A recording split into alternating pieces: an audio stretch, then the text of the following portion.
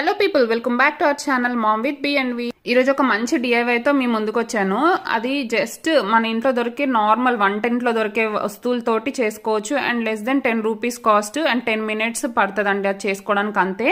Results చూస్తున్నారు కదా, before after. నాకు అక్కడ హెయిర్ లాస్ అయ్యి ఇప్పుడు పాప పుట్టిన తర్వాత బాగా హెయిర్ లాస్ అయింది. దానివల్ల కొంచెం అక్కడ నా స్కాల్ప్ అనేది కనిపిస్తుంది. సో దానికోసం నేను యూజ్ చేసిన డిఐవై అనమాట.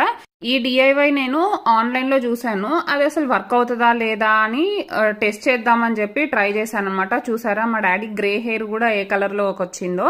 సింపుల్ ఇంగ్రీడియంట్స్ అని చెప్పాను కదా కిచెన్ లో దొరికేవి, ఇవేనండి. అవి జస్ట్ మస్టర్డ్ సీడ్స్, అదే ఆవాలు, కరివేపాకు, మునగాకు, ఇవి 3 వస్తువులు తీసుకున్నాను.